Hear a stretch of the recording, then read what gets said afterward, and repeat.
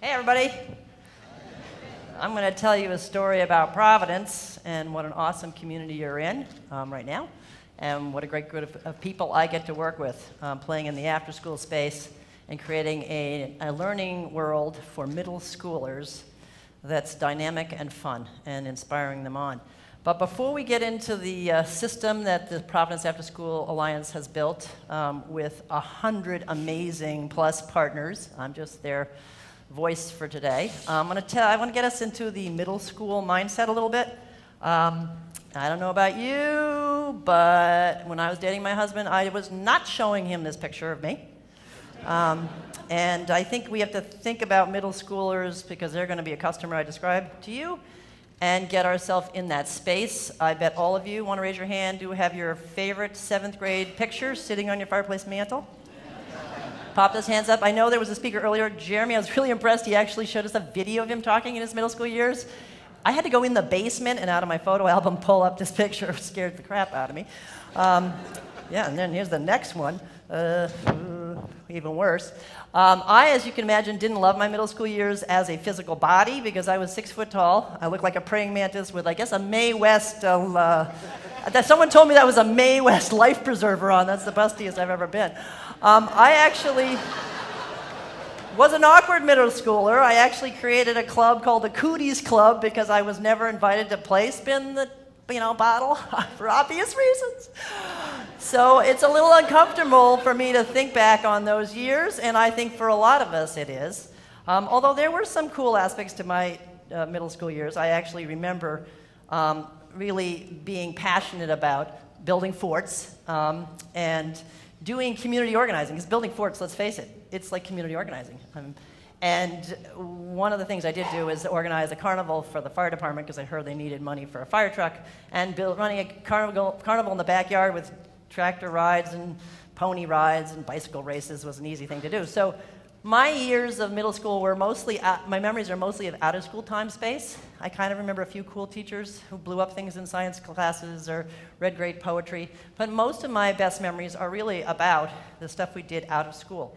So I think it's important for us to think about those years because they're awkward. They're kind of painful. It's sort of like the terrible twos and puberty and adolescence. We don't really want to go there. And it's interesting because those are, in terms of brain development and human development, the middle school years are just about in addition to being the lustiest, they're about the most robust in terms of brain development. It's when young people are actually asking the most questions. They're challenging themselves. They want to take risks. They want to explore. They're passionate. They want to be with peers and socialize, and they're really questing to identify who they are in the world around them. And their brain growth is like huge. They are able to memorize lyrics and songs, and not the capital of North Dakota, but they have incredible memory power. And I think it's years that we need to think about instead of like terrible twos and adolescence and puberty as years to tap, because quite frankly, some of those features are what we as employers are looking at when we're thinking about future employees. We want this kind of energy, passion, questing, and critical sort of thinking and exploration. So I'm going to take you to Providence and the middle school world we ventured into 8 years ago. This town that you're in, it's a town, 180,000 people, I don't think it's a city. It's a little city. And it looks really great right here downtown. But it actually has some challenges. We reportedly have the 3rd highest child poverty rate in America, so we're like New Orleans. So if that hurricane ever hit and the hurricane barrier that you see when you're having drinks on the water didn't close, we could have been a mess too. We have a really tough economy, so we don't have a lot of property tax-based revenue to pour into our schools and our after-school world. We've got nonprofits who are amazing, but they're kind of competing with each other, and they have been, for scarce resources. We're a very diverse community. 65% of our students are Hispanic, and we have about 42 or 44 languages spoken in our schools. We're urban America. We're industrial city America that's struggling with a lot of these challenges. So 8 years ago, I was part of a team of people that the then Mayor David Cicilline convened, along with the superintendent, police chief, and 100 different organizations, because we had the opportunity with some funding from the Wallace Foundation to rethink how we were delivering after school and how we could do that in a systemic way to reach a lot of young people. So the mayor then convened a whole team of us, I happen to be one of them, And we all looked at what our challenges were in terms of limited resources, adults that don't share their toys in the sandbox, who compete with each other, and varying quality. When we interviewed young people, we interviewed about 400 young people, they basically said there wasn't a whole lot of quality, particularly in middle school. I think in elementary school, it's against the law to go home alone, so we got them all covered in our society. High school, they start to motivate, get on the buses and go find stuff to do. Middle school is a big black hole, I think, in America. We just are not thinking about those years as positively and as constructively and age-appropriately as we should. So when we looked at that, we saw test scores in the 4th grade dropping. In the 8th grade, we saw dropout rates in 9th and 10th grade that's in some schools is 50% in our city and it's true in the rest of the country. And we realized that 6th grade was when we need to engage them. 7th grade, 8th grade, we need to get them coming to school, and we need to get them passionate and motivated. So we decided to focus on middle school and build a system with the talent base that we had. So we looked at our city and said, what have we got? We've got 5 or 6 middle schools, we've got rec centers, libraries, universities, a lot of artists, because we have RISD here, motivated college people who don't want to leave, they want to help entrepreneurially save the city. So we figured, let's mobilize the talent. How do we tap them and organize them into a system so they can be connecting to the kids in the schools? And what we did after 2 years of planning is we came up with an idea for a campus-like model, which we now call the After Zone, which knits together the resources in and around school, brings programs into the schools, but also gets kids out, young people out, to things like sailing on the bay, or to tennis courts, or to a ceramic studio at the Steel Yard. So to do that, we had to agree as adults to operate slightly differently. We had to organize ourselves around a common governance system where public-private partners would agree to a set of accountability measures and hold ourselves accountable to that, to set up some agreements, and to build some structures that would enable us to maximize our talent and resources. Probably the biggest thing we did, you know, the airport authority could have taught us how to do this because they got to figure out the runway pattern. Like, we came up with a common schedule for the whole city. Imagine 100 different groups all agreeing. People say to me, you got the YMCA and the Boys and Girls Club and the arts groups to actually all follow the same schedule. Yeah, we did, actually. I can't believe we did do that. But it sounds so simple. But getting everybody to agree that we're going to do fall, winter, spring, Monday, Wednesday, Tuesday, Thursday, and we created a plug-and-play system by following a common schedule. And we could create programs, you know, guides inviting all the kids in the schools in to a schedule. And parents could go, okay, you do Monday, Wednesday on this program, and Tuesday, Thursday on that, 4 days you're covered. Great. So we organized something that was easy for our customers to access. And it turns out it was easier for our community partners to organize their staffing around. Previously, they were trying to negotiate their way into the schools, begging the principals and teachers, can we use a classroom? I've got a great artist here, I've got a great artist there, but well, 5 weeks into it, the artist is like, I got a job in New York, I can't afford to do this. So what happens is they couldn't afford to organize their staff. But suddenly, if you're in a pattern and a schedule and you know you're going to work part-time all year, then you can actually start to pin your staff down in a fairly transient group of people who do after school. So just that simple systems act and getting everybody to agree to follow it enabled us to bring in all sorts of resources into the school. And because this was a public-private partnership, the police chief got police officers to agree to do sports. And artists and local organizations and musicians all said, we'll come into the school, we'll teach in the classrooms. We got the schools to agree to let us use those facilities after school. So everybody started to come in the mix, and it was getting exciting. And we started to get all sorts of calls, even from teachers. I will never forget, like year 3, we were mostly the nonprofit community and the parks and the police department. But when teachers started to say, hey, not only are you sharing my space, but I want to be in this space, that was really exciting for us. That was sort of a seminal 3-year benchmark. We were like, wow, we're here consistently, we're taking care of their schools and classrooms, and they're seeing we're all having fun, and they want it in. I will never forget this teacher, Dina, called me like 3 years into this, and she said, hi, I'm a special ed teacher, and I want to teach horseback riding. I'm like, oh, great, horseback riding. So do you have like a stable?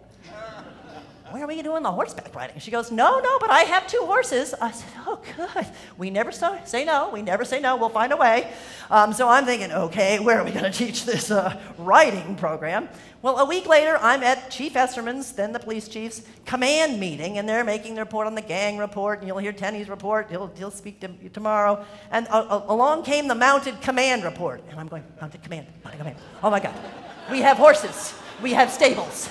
So after the meeting, I run up to the chief and I said, would you mind if we did horseback riding at the mounted command stable? He said, go to it, Salmons, talk to Louie, and off we went. And I got Dina, the special ed teacher. She boards her horses at the stables, and we do riding at the police stables. Why not? These are facilities that are ours as taxpayers, and we can be really smart about mobilizing them, and as Saul said, wrapping them around kids. So that's what we've done, and one of the core ingredients is really looking at the issue of quality. Young people told us they would not cross the street for crap, but they would walk across town for great programming. And we knew, middle school, 6,000 of them, when the bells rang at 2:30, were fleeing the school buildings and hanging out in the street or reporting that they were home alone, playing their video games and very depressed. We knew that they were, shoppers. If this wasn't going to be good, they wouldn't show up. So we knew we had to focus on quality. Not everybody's as fun as Dina. So we really had to make sure that all of our partners understood the middle school mind, could teach to that age group, and needed training, and we all needed to agree on what good and excellent looked like. So we convened everybody to actually look at standards, quality standards, and look at tools that would measure what those standards, how we're reaching those standards. And everybody collectively, because the after-school community is so amazing, they're so youth-centric, they want to improve themselves all the time. They agreed to self-assess and use a validated tool to have quality advisors come in, observe their performances, observe their classes, and give them immediate feedback. And we developed a training set of series of courses around their needs so that all boats started to rise. And we could tell. And the way we could tell is because we, with technology, track participation with a web-based tracking tool. I'm like tracking, UPS, got to make sure my package is delivered on time. Are these young people coming? If young people are not coming, it must suck. And they will tell everybody else it sucks. And the playground will be alert with, don't go to that program. So we actually have to look at daily and weekly reports. Is our customer satisfied? Are our teachers delivering a quality project? We do go in and assess them. And we know now, after 6 years of doing this, that it's working. Because we did a 3-year evaluation, and it says student attendance is up, students are engaged, you want them engaged, and we haven't yet any math grades up, with, jump rope class and soccer, yay, math grades! I'll take it. It's what the evaluation said. This is a good thing. And this excites the schools. So this is what is making an impression on the schools. And what's really exciting is we've taken our customers seriously. We've really created a brand that they relate to, identify, and trust. It's the After Zone. It's not, we love the Y, we love the Boys and Girls Club, we love Save the Bay, we love Audubon, but the young people believe in our promise, and they're coming. And what's really cool is the teachers and schools are starting to approach us now, and they're saying to us, how do you take that energy in the second shift of the day and bring it into the first shift? We've had principals that say, hey, I got kids sleeping in the class, the bell rings at 2:30, they run to the after zone, they organize themselves, and they're off having fun and they can't wait. We want your energy, your youth development strategies in the school day. So 2 or 3 years ago, we decided, because we had teachers like Dina and a few who'd reached out and joined us, let's go into a summer partnership with each other. How do we spend time getting to know each other? Because the informal educators in the after-school world and the formal educators don't know each other and don't often trust each other. So we decided to focus on summer a couple years ago, and we paired teachers with our after-school community, and it's been electrifying. We've focused on STEM in the last 2 years and gone from 100 kids to 800 kids, and from 12 teachers to 50 teachers, who all we recruited in a 2-week period. And what we're doing is inquiry-based STEM learning, we're problem solving, we're looking at where math and science intersect with sailing and GPS mapping, and writing is with guides, with the Audubon kits. I mean, it's just amazing. And the teachers are discovering each other.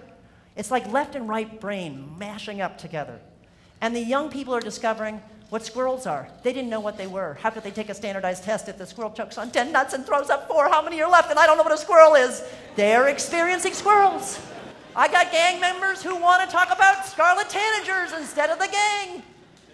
We need our young people to solve the big problems ahead, and our teachers and informal educators to be problem solving around learning together. And that's what our system's doing, that's what Providence is doing, And I hope other cities, there are many of them, who are looking at this kind of work, collective work. I think there's a lot of change we can bring about when we work as a community collectively for our youth. Thanks.